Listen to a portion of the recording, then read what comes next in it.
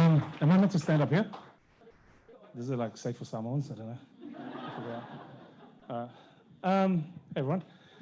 The premise of Orange Sky is a very simple one. We provide a free mobile laundry and shower service in our vans. Now, for those of you that are coming in, or you can see right there is our orange van, but for those of you that are, for the benefit of those dialing in online, picture if you can a bright orange van.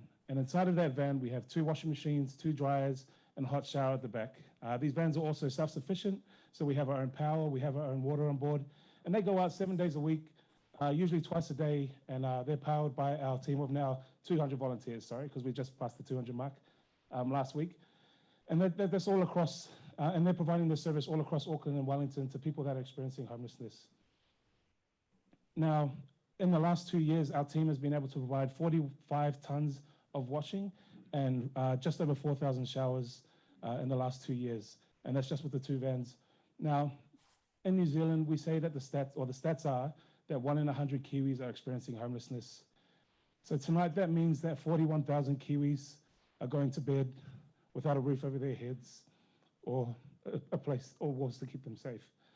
The problem with sprouting numbers to you guys and facts and figures is that it never really fully captures what it's like for someone that's experiencing homelessness unless you get to interact or have been in that position yourself.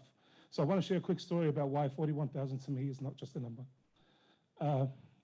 Going back about 3-4 years ago, at the time I was studying quantity surveying, and there was nothing in my life that was leading me to believe that I would be so passionate about doing other people's washing. I think my mom could attest to that because there was absolutely no pressure, no passion growing up to do any of the washing at home, but I'm sure she's proud of how much washing I've done now.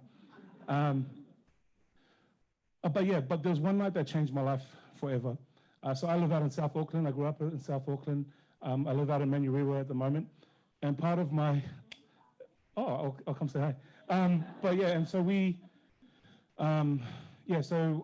Part of my daily routine was catching the train to uni. And so in the morning I'd leave and at night I'd leave. And it was only a 5-minute walk, but at the middle of my walk, there was this church, this Methodist church. And at the back, there was a few guys that were sleeping homeless, about 6. And then there was one in particular guy that I remember that was sleeping at the front. And look, I had very limited interaction with him. All I ever did was, just a quick hello or have a good night, bro. I never even got to really know his name of 2 years of walking past this guy. He had been here that whole time. And there was one day in particular, I remember I walked past and he wasn't there. And I didn't think much of it because I didn't really know what people that were homeless, what they did during the day. And then when I came back at night, none of the guys were there. And again, I didn't really think much of it until I got home and I was scrolling through my news feed on my phone and the guy had passed away the night before.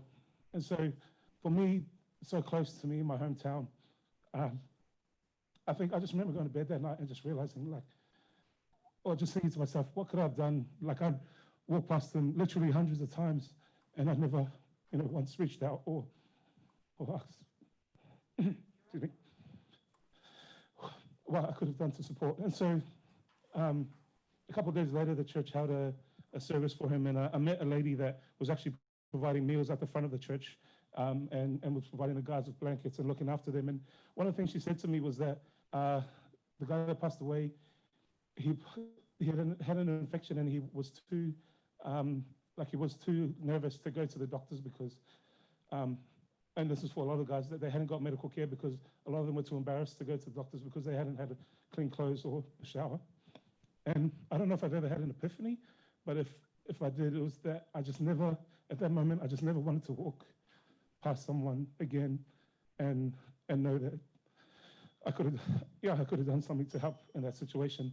So I started off just at the local laundromat, providing free laundry to people.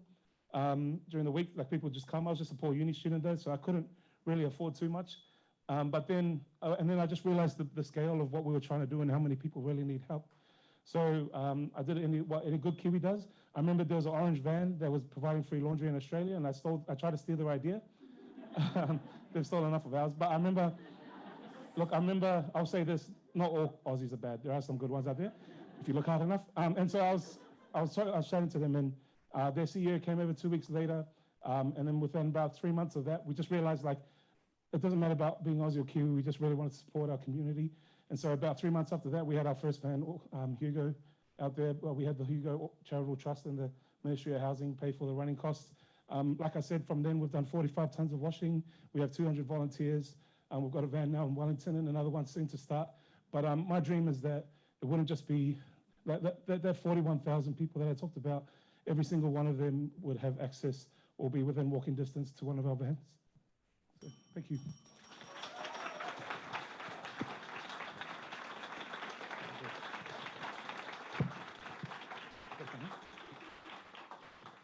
Eddie, I don't think there's a dry eye in the room. I'll ask you a really simple question. Why is it called Orange Sky?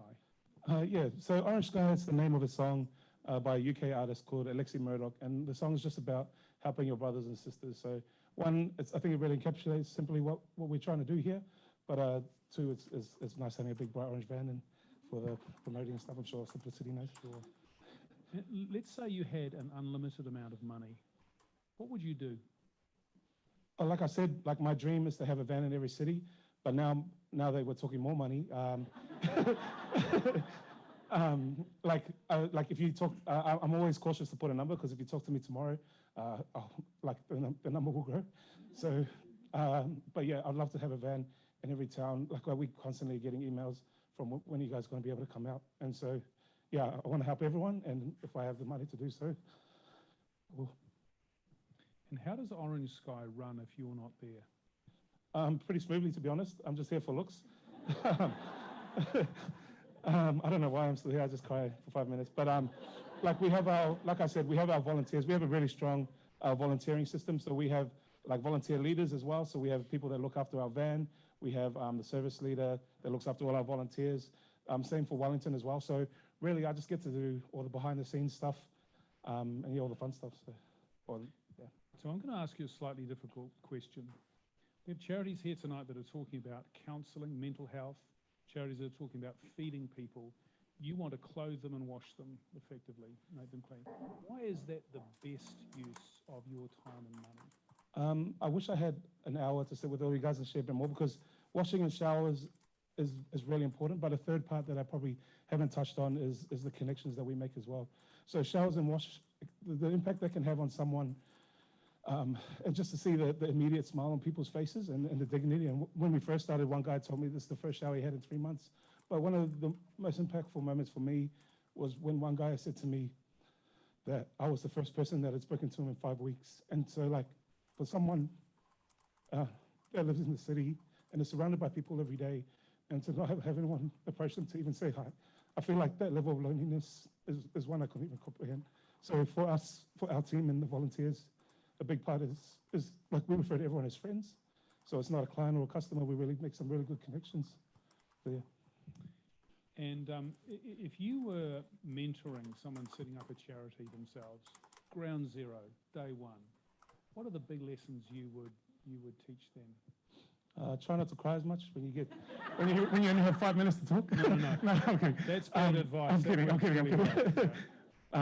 But what advice would I give to them? Look, if it's something that you're passionate about and you see a need, like it's been going for 2 years and not one day have I ever felt like this is work or, yeah. You have a room here of wonderful, committed, caring people. And they're smart and they're energetic and they want to help. What do you want them to do for Orange Sky? For Orange Sky, the biggest thing for us is always volunteers. So if anyone's keen to come and see what a shift looks like, the more volunteers we have, the more shifts we can provide. So each van, like I said, is going out twice a day, but I'm keen to push it even more to its limits. So we can go out 3 times, 4 times a day, technically, if we have the numbers. So if there's anyone that's keen, or if you know, like you were saying, Sam, to spread the word, for people that might be keen, please, orangesky.org.nz. And yeah, we'd love to have people out on the team and come check it out. Well, have we got time for one more question, Alana? I'm going to give it up to the audience. Who would like to ask a question?